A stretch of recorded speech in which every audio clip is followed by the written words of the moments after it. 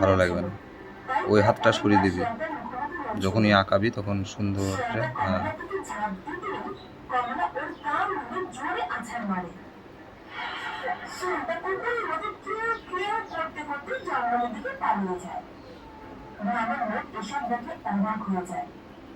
ছাদের থেকে আর গাছের থেকে নেমে ধীরে ধীরে কমলার দিকে এগিয়ে আসে।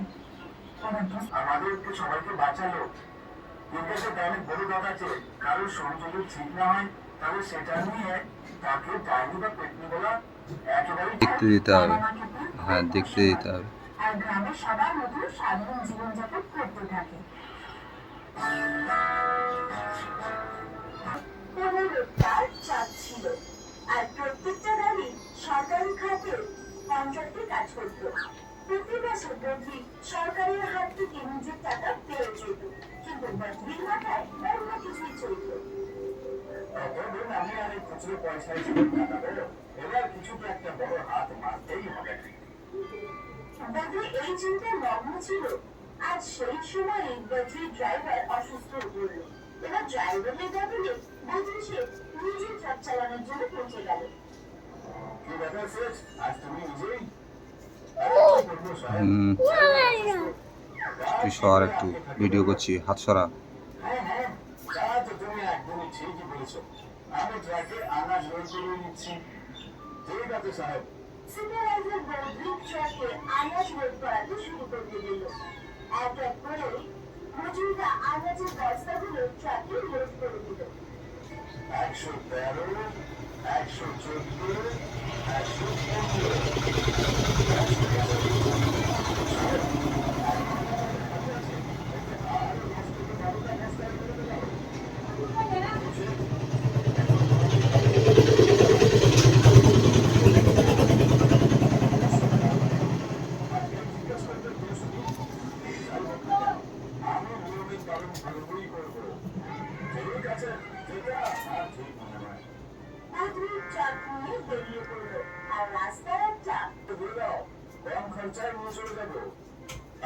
12টা বস্তা শহরে পাঠানোর আছে। বড় কত নেবে? একটা বস্তায় 50 টাকা। ঠিক আছে, এই নাও 12টা বস্তা 600 টাকা। বদলি সে বস্তাগুলো রাস্তায় ঢুকে ঢুকে দেখতে পায়, যারা লিফট চলছিল। বদলি গাড়ি থামালো। আমাদের সঙ্গে ছিল না, একজনের 200 টাকা। সবার প্রথমে দুজন লোককে নামিয়ে দিল, তারপর সে 12টা বস্তা শহরের দোকানে পৌঁছে দিল। ছবিতে হাত থাকবে না, বুঝলি তো বাবু? সরকারি বস্তাগুলো পৌঁছতে এবার বদলি বেশি টাকা রোজগার করার জন্য উপায় করে গেল। আর সেই রাতে সে নিচের সমস্ত ড্রাইভারদের ফোন করলো, এইভাবে কাজ করতে শুরু করলো। ওরা অন্য লোকের জিনিসপত্র লোড করে নিত, আর অন্যান্য প্যাসেঞ্জারদেরও বসে দিত। আর ওরা প্রতি যে লাভ করতো তার থেকে 20% বদলি সে নিয়ে নিত, আর বাকিটা তারা নিজেদের কাছে রাখতো। আমি পেলাম, আর 80,000 টাকা পেলাম।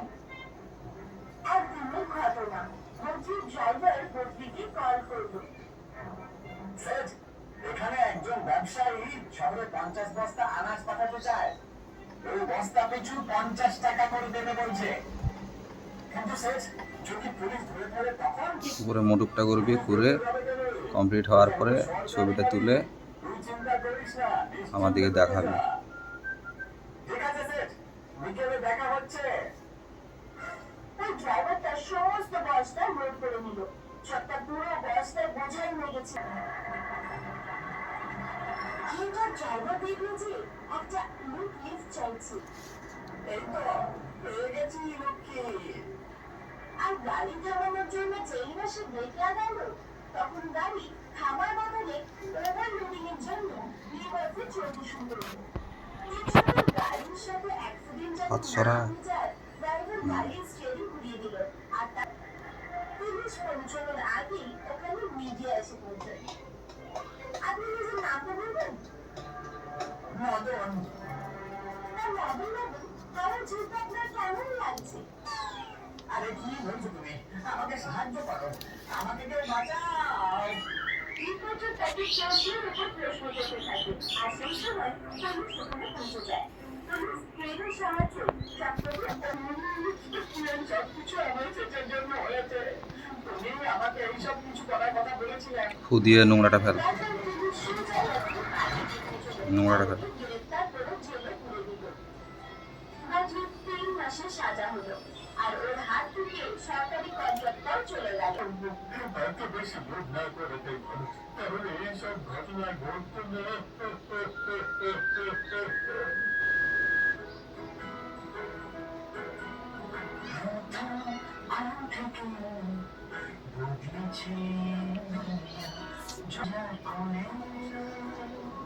জীবনের বেস্ট জিনিস এই হলো জনসনস এর প্রমিস।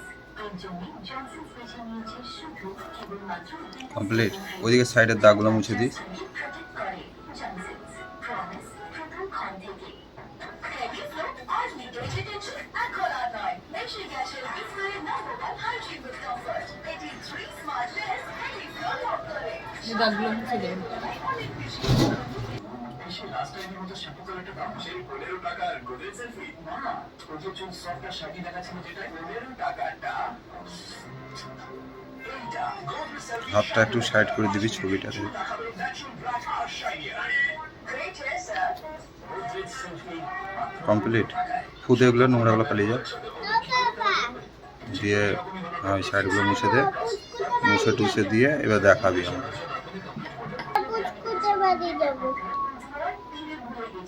কারণ স্টিফি সেক্টর এক্সেলের বিপ্লব টেকনোলজি 12 ঘন্টা পর্যন্ত সুরক্ষা দেয়। স্টিফি সেক্টর এক্সেল লিঙ্ক কাটবে আপনার ইশারায়। Smile smile.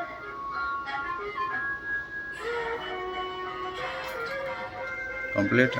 ঘুরিয়ে তুই তোর শুদ্ধ আমাকে দিকে ছবিটা দেখা, তোর দিকে মুখ, আমার দিকে মুখ করে দেখাবি। উপর তুল তুল তুল, ছবিটা তুল তোর দিক করে।